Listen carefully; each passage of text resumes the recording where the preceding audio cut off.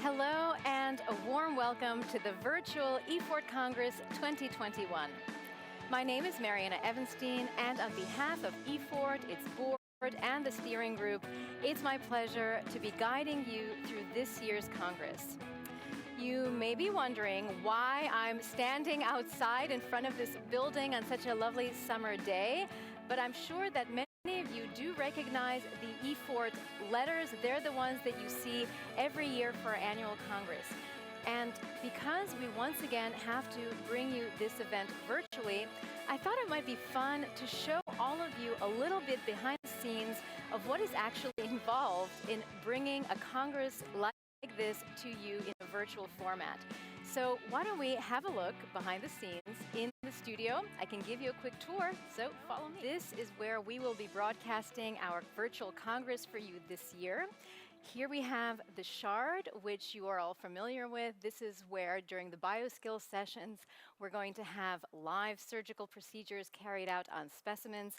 And right beside it is already our green screen stage, the virtual stage, where we will be holding all of our interviews and talks.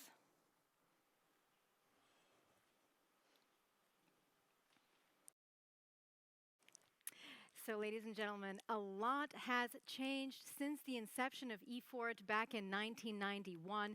And in the next couple of days, we will be discussing some of these changes, as well as all the latest developments in the orthopedics and traumatology fields.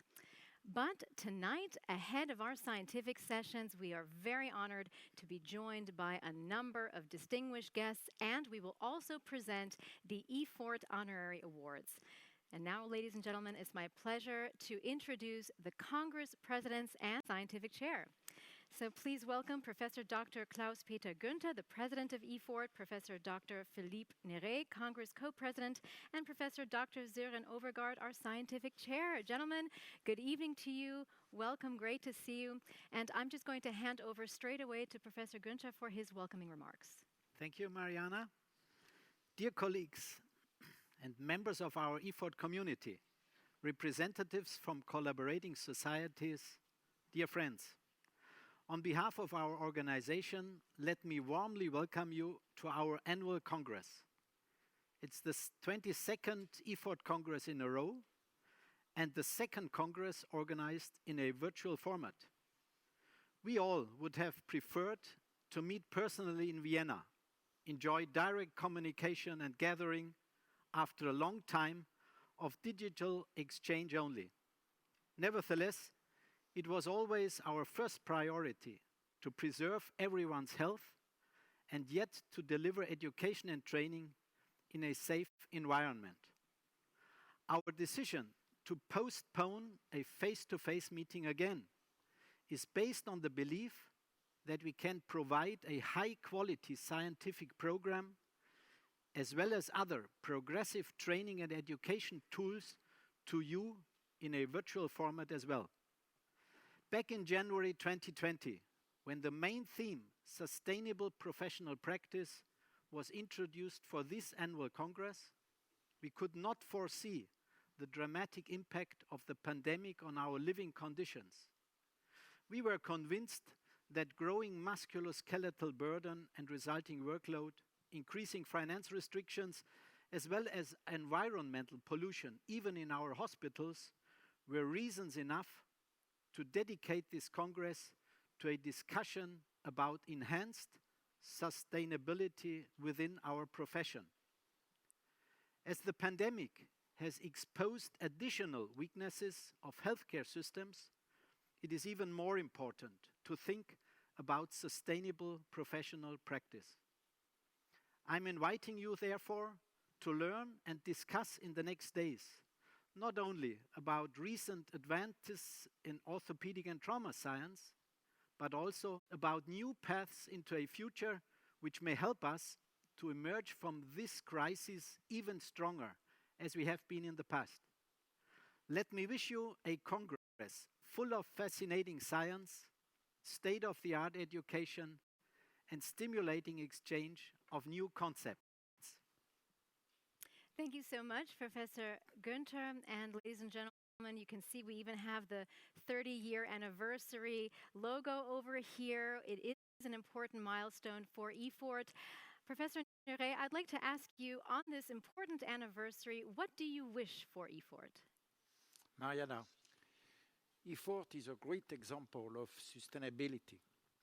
Founded in 1991 by a group of prestigious leaders, the first Congress was held in Paris in 1993. Since 1993, thousands and thousands of orthopedic surgeons met during the congresses and interact during 30 years. EFORT is only 30 years old. I wish the next generation of orthopedics will bring higher the European orthopedic innovation, education, and will take care of our patient and our planet. Vive EFORT. Thank you so much, Professor Neret. And Professor Overgaard, you, of course, are our scientific chair. So my question for you, what are you personally looking forward to over the next couple of days? I think we have a very exciting program this year. We have a bunch of very good sessions in 6 parallel running channels. We have within every specialty, we have for trainees, specialized and sub-specialized surgeons. So in addition, we have the live studio where Mariana will have the interview of many people. These live stream sessions in the studio will be between the scientific program. I always look forward to the sessions where you get new science, and that's the oral and poster sessions. Here you have the opportunity to discuss with the presenters, and I think that's really exciting to do that. Moreover, we have to know that presenting during EFORT Congress is a very big achievement for many of these participants. Next, I would like to emphasize the Implant and Safety Initiative, which is a big achievement of our chairman, our president, Professor Günther. The results of 2 working groups will be presented. I think this is very important that we now have consensus on how to introduce new implants and how to deal with mix and match and also with off-label use. Last but not least, a new initiative this year is that we have gathered all the award papers in one session, so you will have the opportunity to see these presentations Friday afternoon, the best from Europe within orthopedics and traumatology. So please look forward to that. Thank you.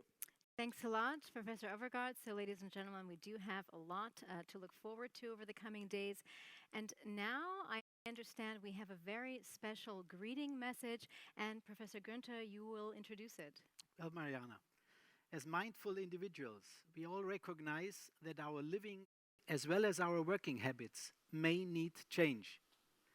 In order to master not only current environmental problems, but also increasing challenges in our healthcare systems, enhanced sustainability is probably a key condition.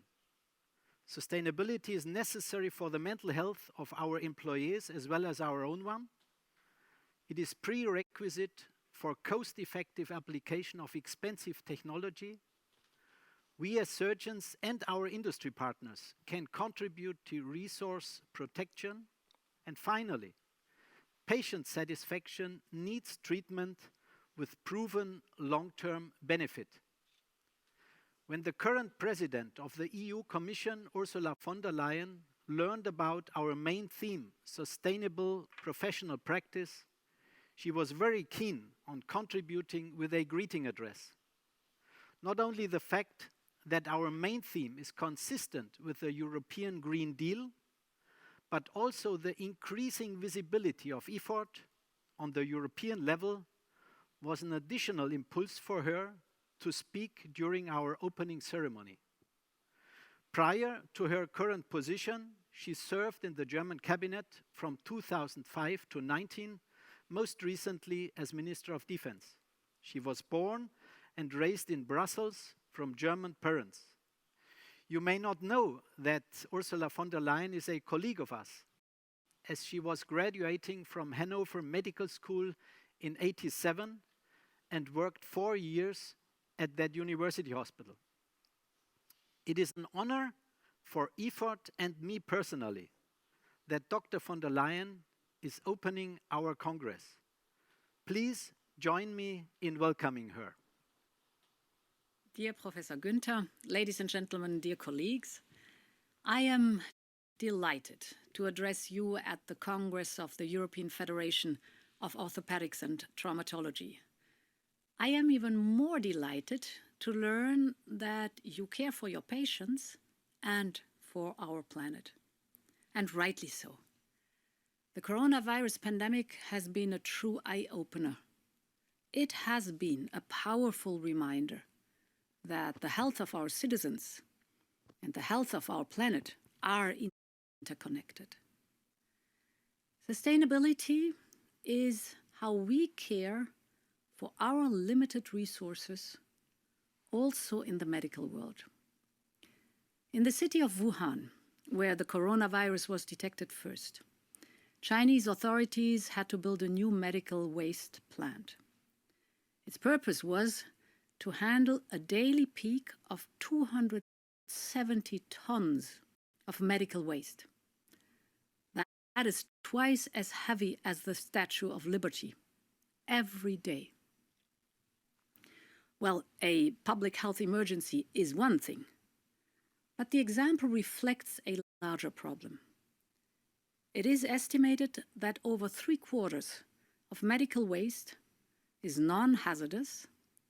It could be recycled, but in fact, very little is recycled, including in Europe.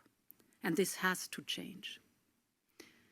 As you know, the European Union has laid the foundation for the European Green Deal, a change towards sustainable production and sustainable consumption, with its ambition for net zero pollution, with an action plan for the circular economy and strategies for more sustainable use of chemicals or clean energy and CO2-friendly housing, just to name a few. The task is huge. And some projects might sound abstract, but at its core, the European Green Deal is very concrete. It is about moving forward together and getting millions of people across Europe to play their part every day. I know that you are used to work under extremely high pressure. But today, at this Congress, you take your precious time to reflect how your profession can contribute to the change. You meet and discuss with industry and medical supply to work on smart solutions, to avoid unnecessary waste, like sterile packaging that is sustainable, or machines that are remanufactured, or energy-efficient hospitals. You are discussing a shift towards preventive, value-based care. And through wonderful examples like yours, positive change is happening in Europe. And this is another powerful story for the European Green Deal. I would like to thank EFORT for the work you are doing, for your work to save people and the planet, but also for your long-standing commitment to supporting high medical standards of training and education across Europe. I warmly congratulate EFORT to its 30-year birthday. I wish you a successful Congress, and I thank you for your attention.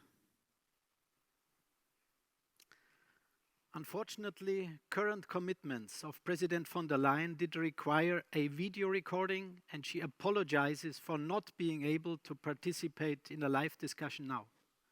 However, you may share my impressions that her greeting address is not only showing a tremendous sense of our current concern, but also expressing extraordinary respect for our work as orthopedic and trauma surgeons in general.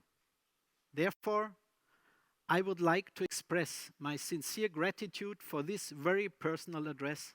Thank you very much. Thanks a lot, Professor Günther. And we do have another distinguished guest tonight who will be delivering the Michael Freeman Honorary Lecture. And to introduce him, I'd now like to hand over to Professor Nere. Thank you, Mariana. Professor Freddie Fu from Pittsburgh, Pennsylvania, is a distinguished service professor, David Silver Professor in Division of Sports Medicine.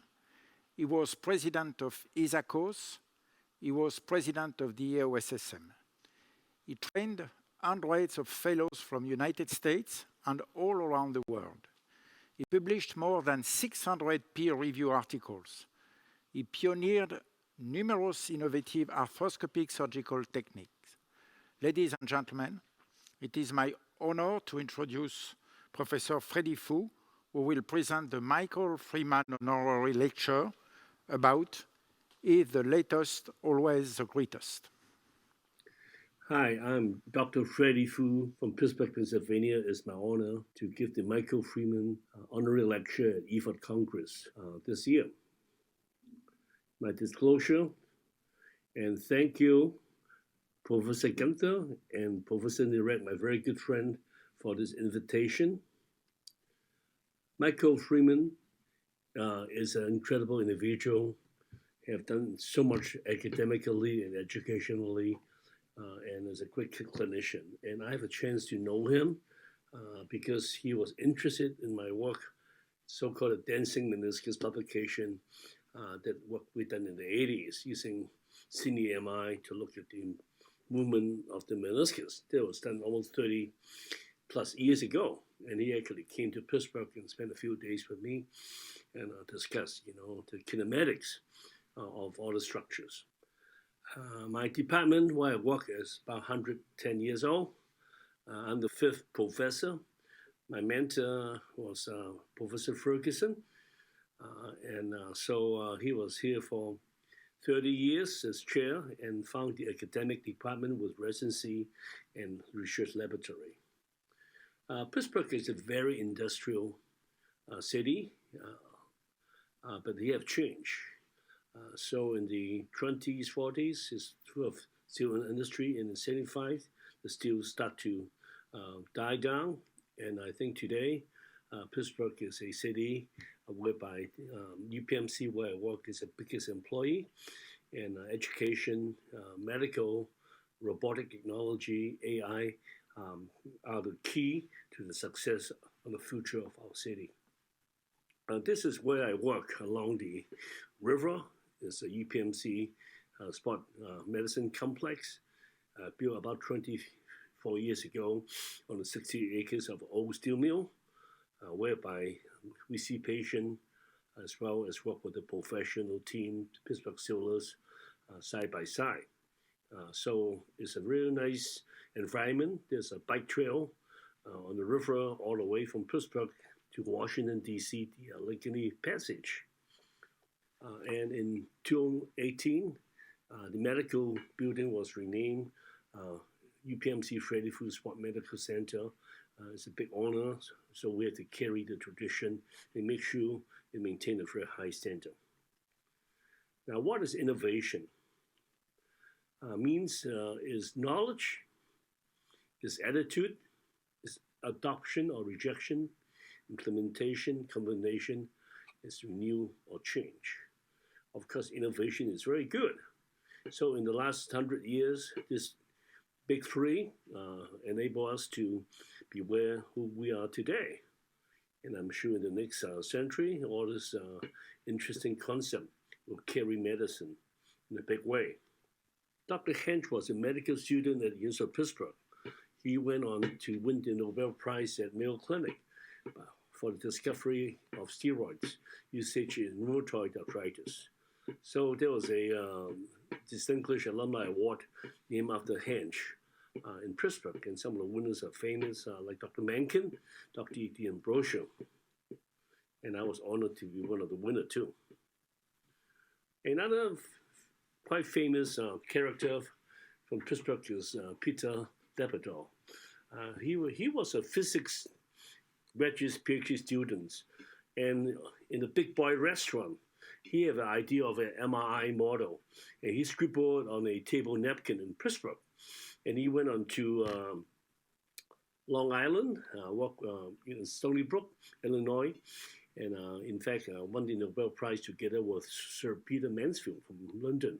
Except Peter never filed a patent, and I have a chance to talk to him before he passed away, and he felt very good about it. He said medicine is to help people. It's okay to make some money, but it's not the key to make money. Now, in sport medicine, arthroscopy is a key to improve the outcome of surgery today, but it's a disruptive technology. So when it started, it created a lot of controversial, and for example, in ACL surgery, it became fast, efficient, but maybe in the wrong anatomy in the beginning too. Now, once in a lifetime, you may hit a home run by a big discovery like Professor Barry Marshall from Perth, Australia, who challenged the concept of gastric ulcer as not by stress or another means, but by a bacteria, and he was able to prove it in his study, and I have a chance to to visit with him. Now, it's important to have product development. So we need to move along, but on the other hand, it's a double-edged sword. Many of this product may not work or may harm people.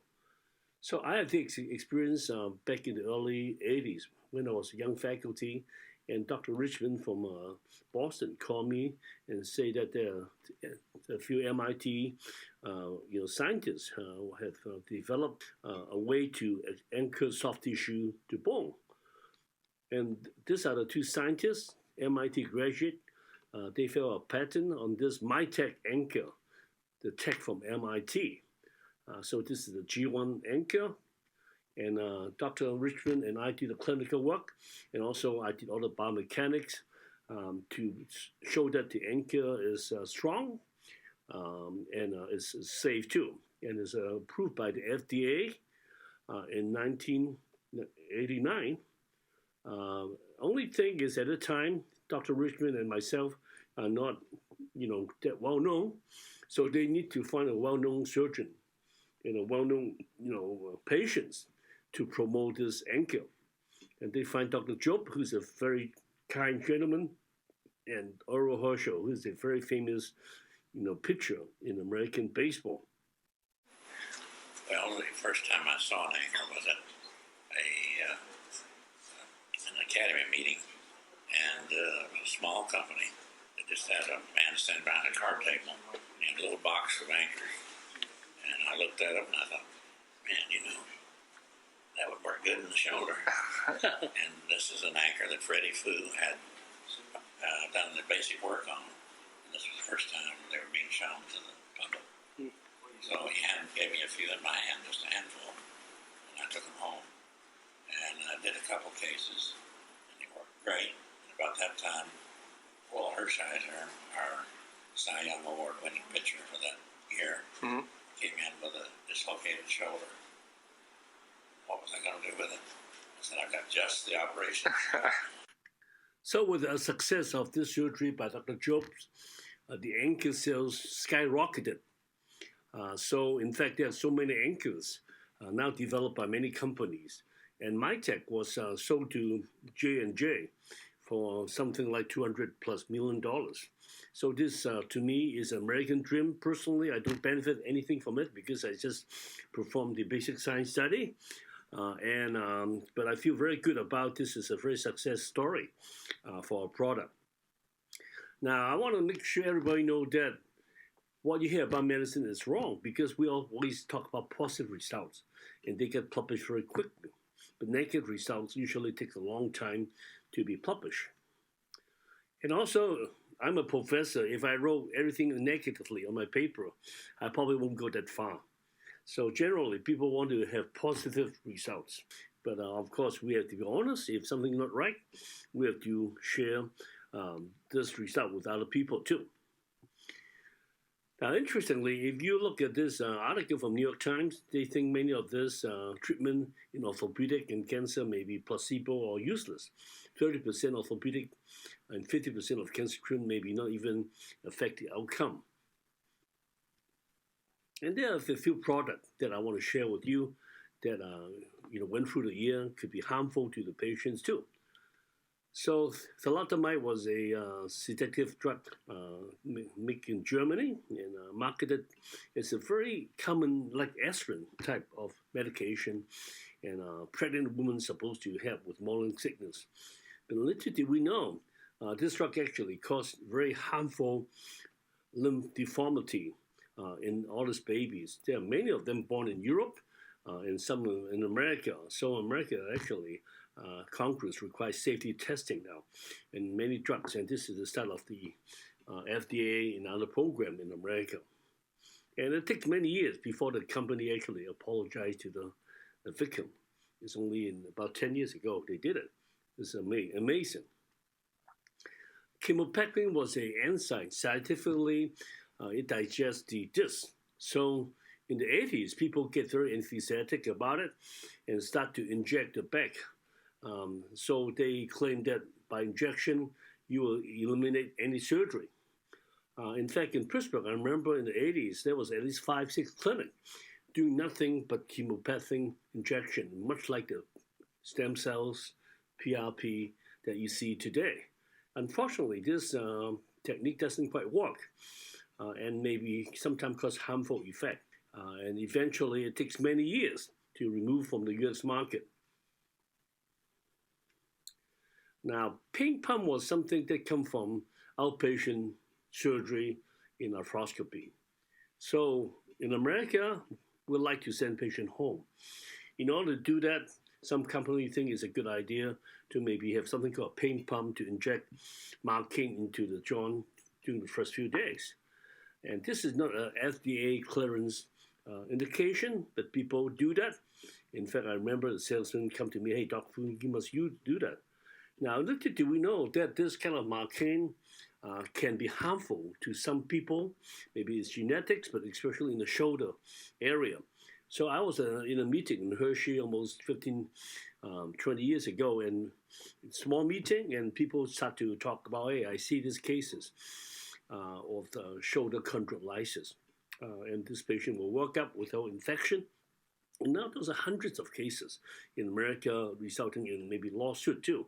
And many of these youngsters, 16 years old, 18 years old, now need a total shoulder in a very young age. Now, Vioxx is a very good inflammation medication. My wife actually loved this medication and is really helpful, but with a peak sales of $2.5 million. But the interesting thing, the company actually noticed some serious side effect with people with the underlying risk of heart problem. It can cause death. And as a result, this drug was actually had to be pulled from the from the market completely, which is sad because if they have disclosed the side effect, maybe you can want people to use it with a heart problem. The only problem with this kind of situation, the company was fined billions of dollars, but for them, it's part of the business. This fine is nothing more than a business, and nobody go to jail for that. Avastin is a wonder drug for cancer. Genentech is a wonderful company in San Francisco. In fact, the founder was from Pittsburgh area, and essentially is something to be worked with chemotherapy to stop the growth of cancer. Now, interestingly, it's the most expensive drug at one time in the world. Good scientific basis, and get a fast-track FDA approval. But however, it was not effective for some cancer like breast cancer. It took years for it to be taken off the market, and those patients are not being helped by this very expensive drugs. Now, is the latest always the greatest? This is the questions. And I have been in orthopedic for more than 40 years, and I would say I saw at least 200 products, operations that have come and go, just disappeared completely, from the market. So I'll show you a few examples right here. Many of these are market-driven by industry and not scientific-driven. Now, I was a resident, first-year resident, and I went to a meeting in AOS in 78 in San Francisco. And this famous guy, F.S. Swanson, was an hand surgeon, and he wrote about thoracic implant in joints and Radiohead and other part, of the body. And he and his wife, who's a therapist, say that it works really well. And he's a very powerful man. Except this young man called Barry Morey, who later became a very powerful man himself, was a young resident at Mayo Clinic. And I remember he went on stage and said, hey, this implant have a very high failure for cases done in Mayo Clinic. I remember Professor Swanson just kind of spanked him and say, I guess you don't know what you're doing. But interestingly, 5 years later, nobody uses thoracic implant anymore. Now, another fantastic professor is Carl Brighton, who's convinced that electrical stimulation is a key to all healing of fracture. So together with Zimmer, they invent all kind of technique to simulate a healing of fracture with these devices. And in the 1780s, it's really incredible. You have trials going on everywhere, except now you can hardly see anybody using it at all. So again, this is not sufficient and conclusive evidence to have really good practice using this simulation. Artificial ligament is very attractive. I was ACL surgeon, and in the 80s, and people will say, wow, you put a Gore-Tex graft and other graft in, and people can come back within weeks to play, not like months to play. So it's a sound good idea. In fact, I put in 50 of this Gore-Tex graft, and of the 50 I put in, I would say 90% of them fail, and the few of them survive. Now, the problem with this artificial ligament is basically when they break, they can, create wear particles. And these wear particles can induce osteoarthritis damage to the knee. And we have done it in rapid model with Chris Evans and others. And this is published in 1998. And the mechanism is a wear particle interact with the synovium, secrete cytokines, and causes joint damage. Another artificial ligament in the 80s is the LAD. 3M, a very powerful company too, and also work with consultant from London, Ontario, very famous surgeons, which I respect tremendously. So they want to put this artificial ligament on all the hamstrings, patellar tendon, and other graft to enhance the healing and support. Now, it doesn't work. In fact, I was a trained fellow in '88 in Europe, and almost every place I go, using it and doing trials on it. There are workshops all over the place. So it went away eventually, but now other company have something called internal bracing. Maybe not exactly the same, but quite similar concept. So all this, invention come back maybe to haunt us one way or the other. Now this is interesting. Leo Pinchesky is one of the most famous surgeon in Australia, and he just wrote this article to show the wear particles form in now the artificial ligament that people try to sell again, mainly in Australia, Italy, France, and in China. So history repeats itself after like 20, 30 years. Now, Professor Chani, fantastic individual. I have a chance to see him talk and really impressed. And he is a really worried kind of guy, always worried about every details about his joint and the result. And I think his joint is still very, very good. In fact, compared to even today's, maybe, not too, way off. But now company will invent many new implants type, cementless, gender-specific metal. And the reason is like a car. I have a new car, new engine. I have a new, things that you should buy this one, and they cost more money, and they want to compete for the market share.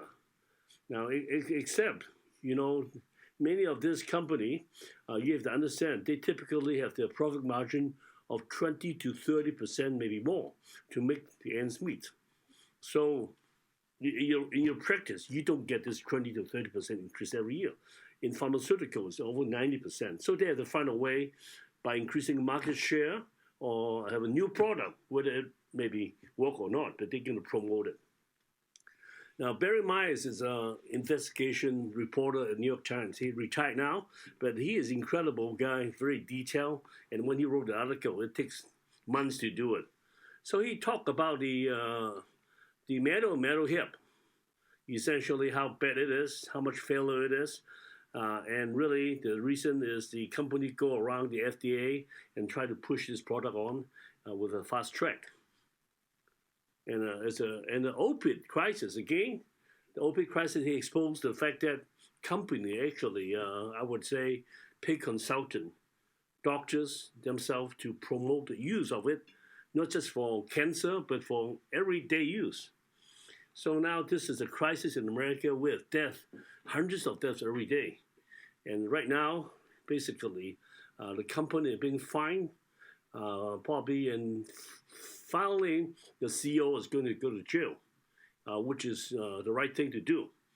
But like I say, the damage is already done, and may not even ever recover for years to come. Now, also he wrote about this ALL ligament, controversial structure, whether it exists or not.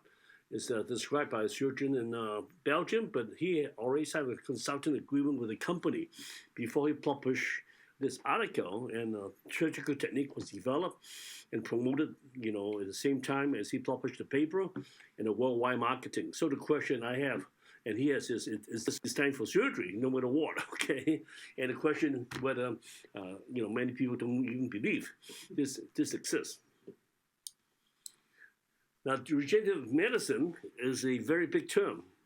Essentially, it's a concept to replace tissue or organs. There's damage with parts from animals and maybe from human being. It's a good technology, good idea. So you can essentially have scaffold or matrix sitting with stem cells. You replace muscle, bone, and cartilage. And we have done some in Pittsburgh too. So the first one we encounter in a big way is something called the SIS.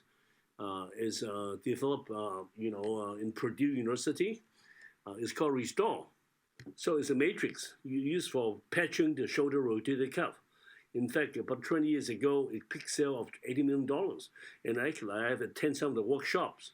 Now, except that publication come out from Australia to show that a lot of complication from this patch. And Cleveland Clinic also have the same results. They have a clinical trial, and they have to stop the trial because the complication is so high with the inflammation. So again, this went away. In fact, DePuy never took it away from the market. You can ask for it, but nobody buy it. They will not advertise it right now. Now, there are many patches available on the market right now, whether it works or not, but seem to be of less complication at least. Now, this is a one-hit wonder. Paulo Mejia-Reni is a Spanish surgeon. He did a stem cell-seeded synthetic trachea on a patient in Spain, and is successful. My God, at the time, it's incredible. Nobody have done it. So he was hired by the world-famous Karolinska Institute and worked there, and during his tenure there, he did quite a few patients and write many papers and become very famous. In fact, he came to Pittsburgh to give a talk and did some surgery in America too, in pediatric patients. Now, except that, the result in Sweden was devastating. Here it was found to have scientific misconduct by the researcher, and the bad thing is it was covered up by the highest authority from Karolinska Institute. So after a few years, the leadership, even the Nobel Committee people, had to be removed from the Karolinska. And then, in fact, the doctor himself may now face criminal charges in Sweden. Now, BMP is a big discovery by Dr. Marshall Urist, whom I know personally. He's a fantastic guy, and he nominated the Nobel Prize 3 times but never won it. He never filed a patent. It's supposed to induce bone formation and cartilage formation. Company took over, infused BMT2 is by Medtronic. Interestingly, Jim Kang wrote an article. The company have all kind of consultant with them, but when the consultant wrote the article, usually there's no communication. We know the product works, But the question is, what is communication? But if you are not a consultant with a company, there's 5 to 10% of communications. So as a result, Medtronic document spurred new questions, and the American government actually questioned how high integrity they have, because Medtronic paid a total of $210 million for about maybe 15 surgeons as a consultant for this infused product. So it was a lot of money involved, but they make billions about this product. Now, credibility, you are a doctor, so you're credible. But the question is, you have to maintain this as integrity. And this is my speech when I was president of the Sports Society in America. The other interesting fact is Paul Guyette, who I had a chance to meet in McMaster University in London, talked about evidence-based medicine back in 1992. So this is a good technique that we can do very good clinical studies to look at the results. Except things have changed now. People are smart, and they may use a level 1 study, but they're not real level 1 because people manipulate the data and what they enter the data. So this is why Dr. Guyette in this talk, which I was there with him, is evidence-based, really evidence-based. You have to look at the fine prints and the data. Now this is the paradigm. Improved patient outcome require individual clinical expertise, patient values expectation, and best available clinical evidence. It takes a long time to do. There's a level 1 study. If you want to do one, take 5 years. And for most company, this is way, way too long to get the results. Now, so the quick way by Dr. Bergfeld is the orthopedic triad.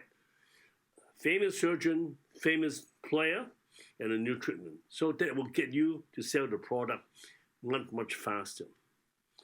Dr. Mencken from Pittsburgh, who became the Harvard professor for 30 years, and he was a faculty here. He talked about the Hatchet effect in Pittsburgh. He said that an English doctor 100 years ago see a patient, they have no solution, but they will have a head. At the end, they say, "Good day, ma'am, sir, you'll feel better tomorrow." So tomorrow, the patient may die, or patient may feel better.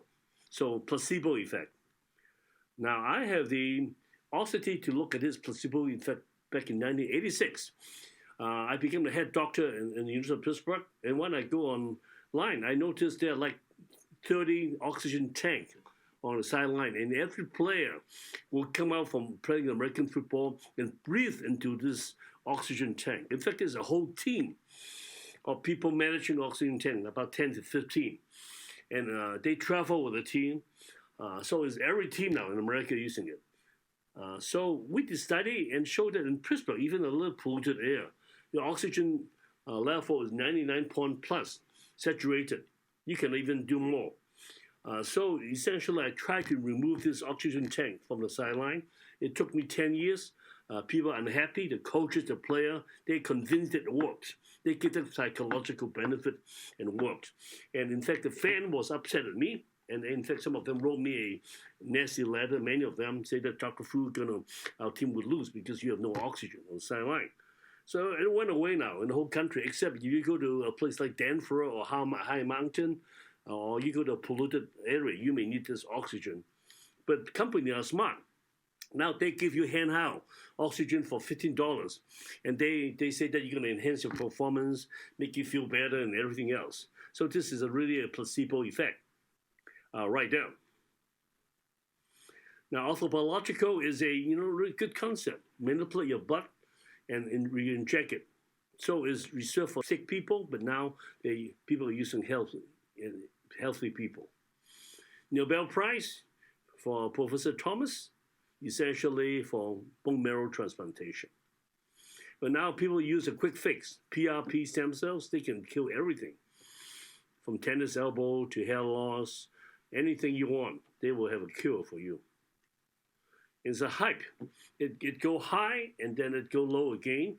It depends. So PRP was high maybe 10, 15 years ago in America, but now the stem cells seem to be more, and more expensive and more, enthusiastic about it. So PRP. So again, in America, PRP started in 2009. when the Pittsburgh Steelers, won the Super Bowl, and one of the players have a PRP injection on the MCL 2 weeks, before the game, and he played not very well, but he limped around. In fact, if you look at the Heinz Ward play with PRP, he played. And then, interestingly, the year before, another player from New York Giants have no PRP with the same grade 2 MCL injury. And Dr. Warren in New York, HSS just give him some cytokine injection, wrap him up, and actually he scored a touchdown. So for the randomized trial of 2 patients, I would say no PRP seemed to get a better outcome. So does PRP work? It seems to work in DJT in some cases in tennis elbow, but otherwise it's quite controversial whether it works in other aspects. It definitely doesn't work in MCL, like they talk about. And also saline also works, maybe, but the expansion of the volume, it does stimulate, some biological effect. Dr. Cole, my former fellow from Rush, he wrote an article on this. Now, does it have side effects? The PRP, yeah, this is a case from Christian Fink, Austria, to show the expansion of the patellar tendon after injection. And I have a whole few cases myself. Now, how about this orthokine? It's a good concept. The inventor was a former fellow in the 80s. Take your blood and amplify some growth factors that block pain and inflammation. And Peter Willing is a smart guy and a good basis. And they have given this to famous people, Kobe Bryant, Fred Couples. And the problem is quite expensive. I think is an expensive treatment. Except that when Saris, who is a fantastic researcher from the Netherlands, now have a 10-year follow-up to show that this injection doesn't really work. They work for 2 weeks. In 10 years, it doesn't do anything now, except that this article from Peter Willing Group showed it works up to 2 years. So I don't know who to believe. One have no conflict of interest. One have conflict of interest. Stem cells. It's a good idea. We're the first stem cells in the lab, in the world, in Pittsburgh, with Johnny Hewitt. It takes years to develop. And we want to do it in orthopedic. But unfortunately, we find it to be more useful in urology. So we actually give it to urologists. They use it for stress incontinence. And now it's a big company in Cook Mile site that have $100 million investment, employ a lot of people, and benefit people that go through the FDA trial and successful with about 85% of women. Now, interestingly, if you want to give stem cells to young people, it's silly because stem cells is everywhere. It's all along your blood vessels. For young, healthy people, stem cells are everywhere. Your nature will respond, to your need. Also, you understand, stem cells and cancer cells are not too far apart.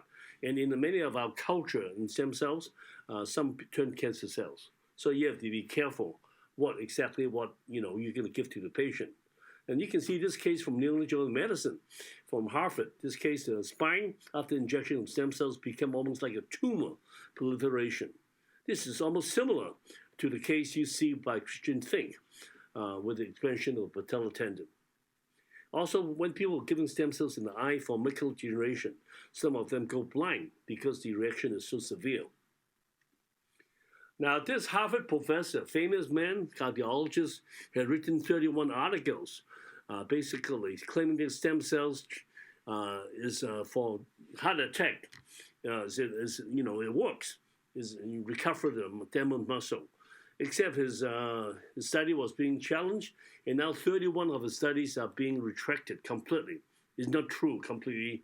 It's fabricated. And he was dismissed from Harvard, and Harvard was fined $10 million, and there's now a company invested to go on with the study. And I don't know if they can really go on with no scientific basis. Again, this is a 60 minutes TV, CBS, review of a stem cell fraud in America. About 10 years ago, people selling stem cells as a miracle cure for many ailments, multiple sclerosis, back pain. But interestingly, CBS, together with a patient, look at the stem cells they sent you. And many of them have no stem cells at all. They're dead cells. I believe those people have to go to jail eventually. Now, this is a company called Life. They claim they have a technology they can keep fresh cartilage allograft alive for much longer than a few days.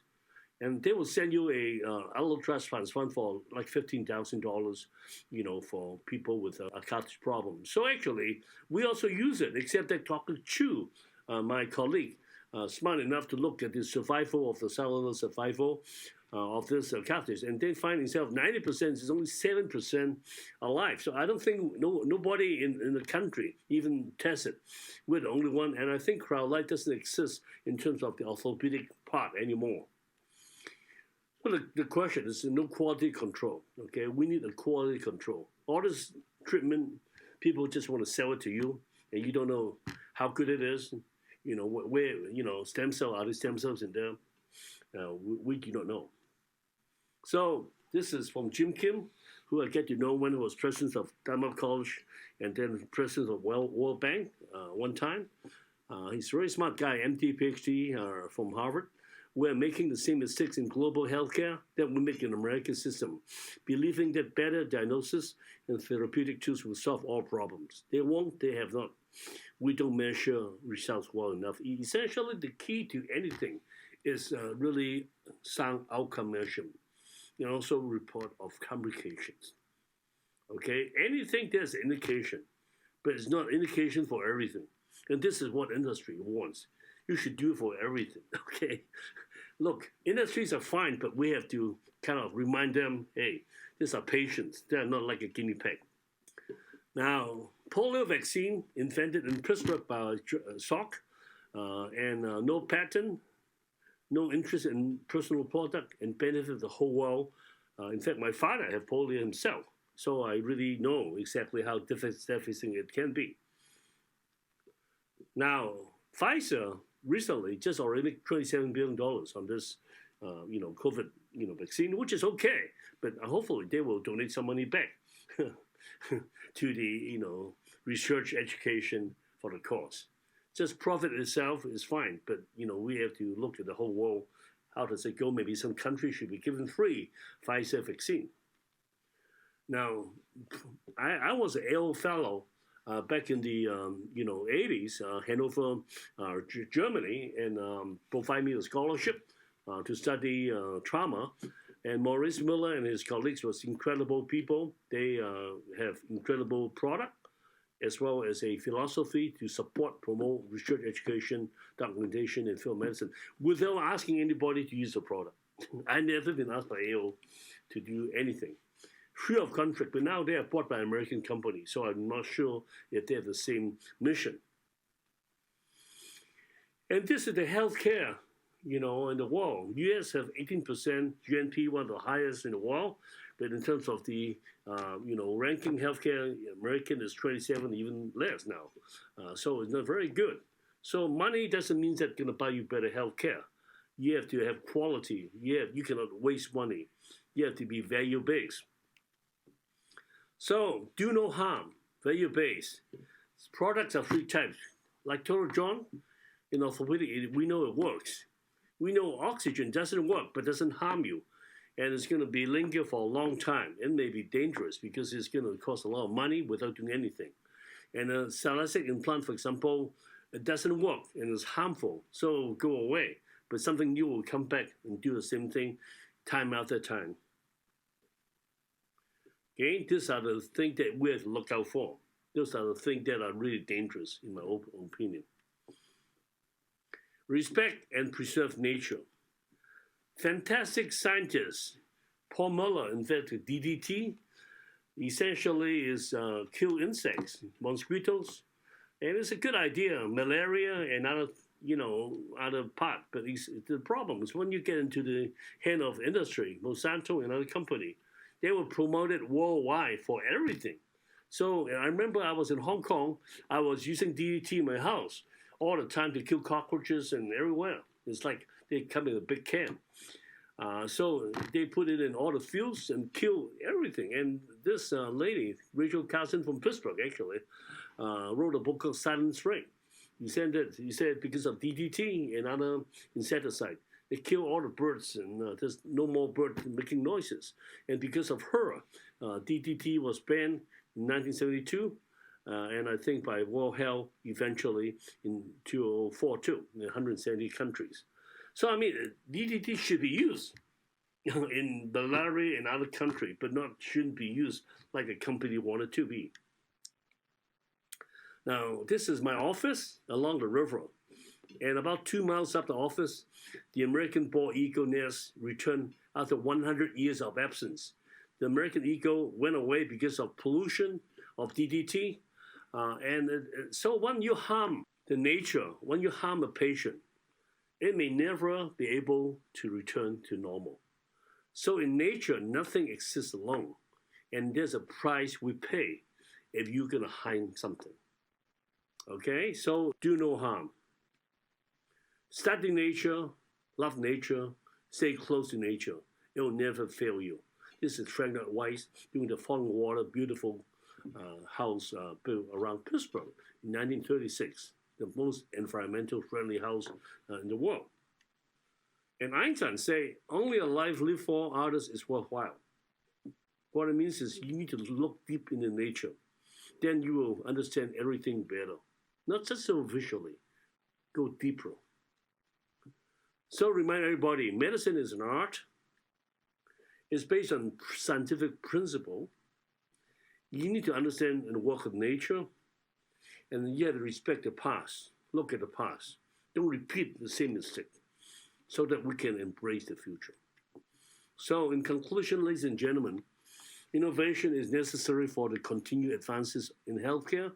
However, innovations need to be supported by evidence of both basic scientific and clinical science, but not market-driven.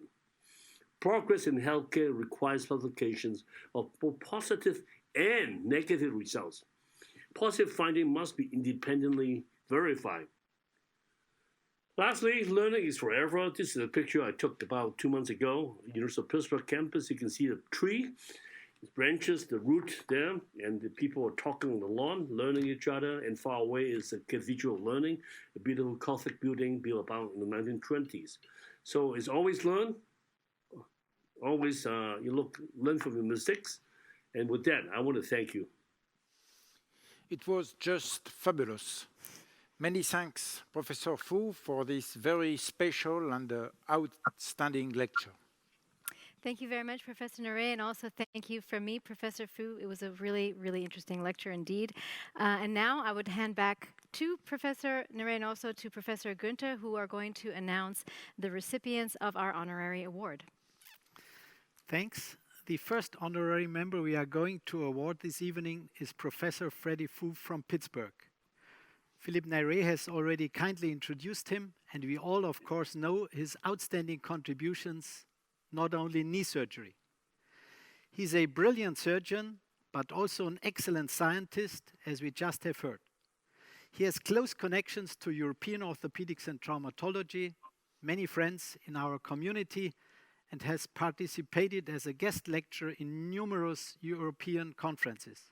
Therefore, I'm proud that the EFORT board has decided to nominate him as honorary member 2021, and we will see the upcoming certificate on the screen. This is the honorary fellowship for Freddie Fu, and now we are glad to leave the word to you, Professor Fu. Professor Günther, and of course my good friend Professor Philippe Nere, is such a big honor for me to receive this award. Very special award from EFORT. I'm overwhelmed. First, I was overwhelmed by asking to give the Michael Freeman Lecture, which a good friend of mine.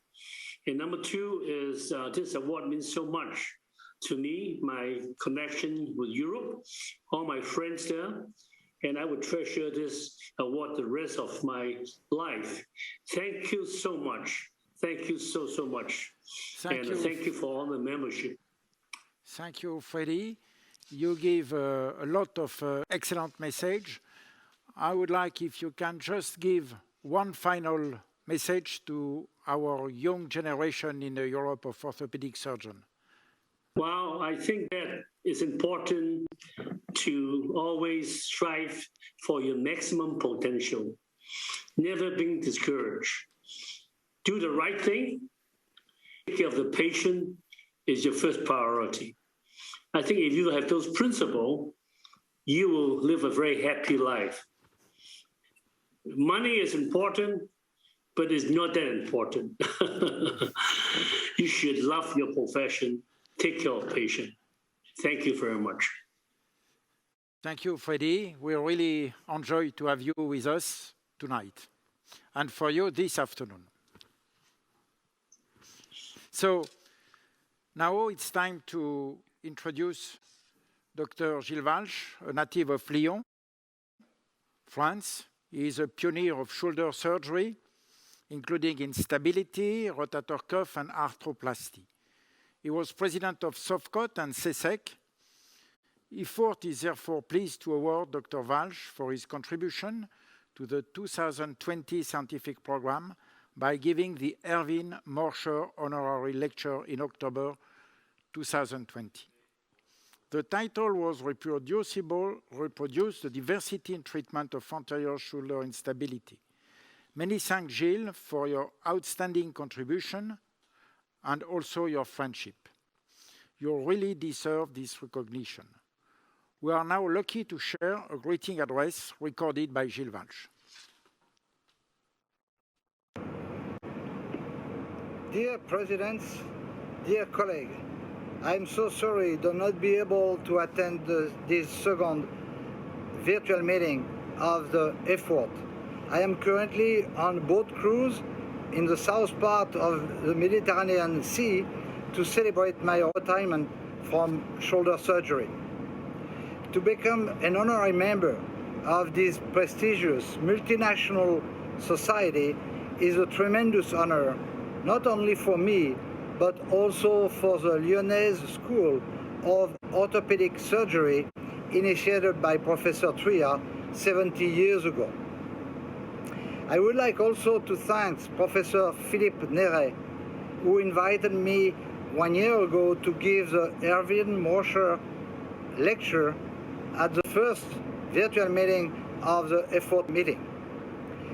Philippe Néret is now the worthy successor of Professor Tria at the Lyonnaise School of Orthopedic Surgery, and I really thank him to invite me to become honorary members also. I really hope that in the future my French colleagues will continue to attend the EFORT meeting every year, because this meeting is really one of the best in the world. So again, I would like to thank all of you and apologize to not be able to be on the podium to celebrate this opportunity. Thank you so much for your attention. Thank you very much, Professor Walsh. Now we introduce our third honorary member. Due to the excellent knowledge and deep experience in tumor surgery, which is one of the most challenging orthopedic subspecialties, we ask Professor Reinhard Windhager to deliver this year's Erwin Morscher Lecture.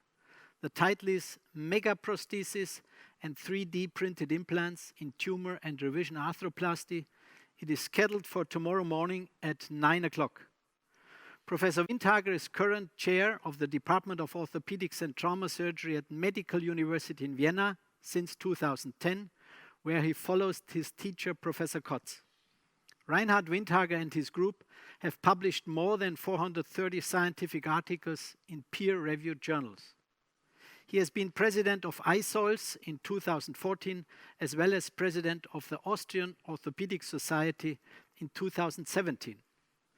Besides decades of academic leadership, Professor Windhager headed the orthopedic oncology service over almost 30 years with innovative contributions in growing prosthesis, pelvic resection, and reconstruction. Due to his outstanding achievements in the field of musculoskeletal oncology, the EFORT board decided to award Professor Windhager with the EFORT Honorary Membership, which you can see here on the screen. It's a real honor for me to award this to you, Reinhard, and it's a pleasure that you are now live with us from Vienna, and you are welcome to address a few words to us. It's your stage. Thank you, Klaus. Peter, dear Professor Honorary. It's an incredible honor for me to receive this award, and I was really overwhelmed when I heard about this. It was not so long ago. And this is one of the biggest recognition you can get in orthopedic oncology or orthopedic surgery. It's also very important that this is connected with Evan Morsha, because I appreciated Evan Morsha, not only as a person, but as a surgeon, as a scientist, a clinician scientist.